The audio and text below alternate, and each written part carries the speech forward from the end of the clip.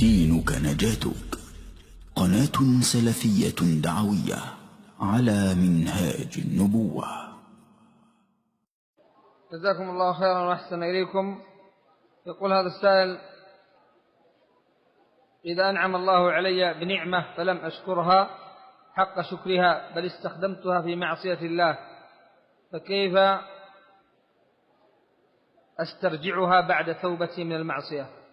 أولا، من سوء الأدب ومن المخالفات الشرعية أن تستعمل نعمة الله في معصية الله. الله ينعم عليك فيرزقك المال فتذهب فتشتري به مخدرات أو خمر، هذا سوء أدب. ولله المثل الأعلى، لو أن جارك أعطاك مالا لاستحييت أن تأتي بشيء يضر الجار بهذا المال، فكيف ينعم الله عليك وهو المنعم على الإطلاق وتستعمل نعمته في معصيته؟ هذا سوء أدب وهو مخالفة شرعية. والواجب أن تتوب إلى الله وأن ترجع إلى الله من هذه المعصية. الإنسان ليس معصوما، كلنا خطاؤون، كلنا نذنب، لأن النبي صلى الله عليه وسلم قال: كل بني آدم خطاء وخير الخطائين التوابون. وعندما نعظ الناس فنحن لسنا خيرا منهم،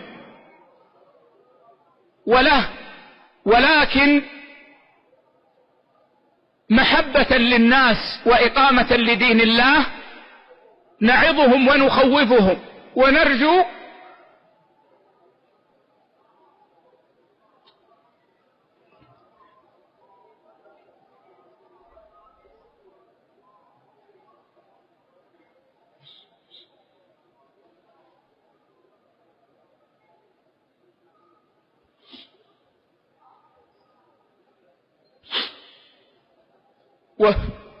ونرجو ذلك لأنفسنا،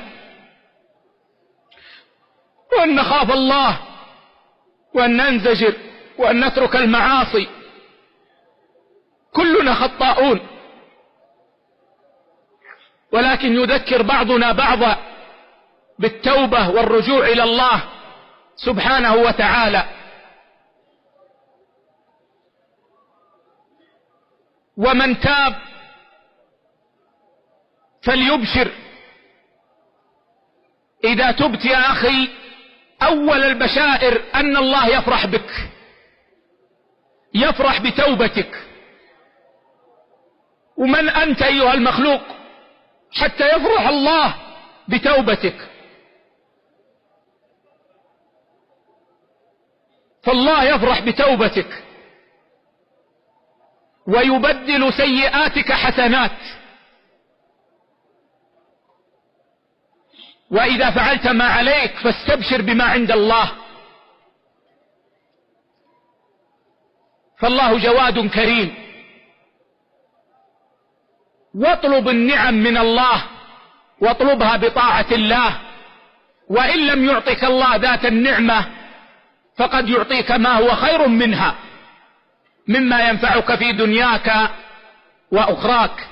المهم يا عبد الله أن لا تستهين بمعصية الله، أن تعظم شأن المعصية، لأنها معصية للمنعم سبحانه وتعالى القوي الجبار الذي بيده مقاليد الأمور.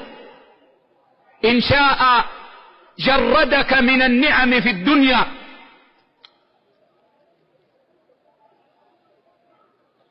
وإن شاء ادخر لك العقاب في الآخرة، وإن شاء رحمك في الدنيا فرزقك التوبة، وإن شاء عفى عنك في الآخرة ما لم تكن مشركا.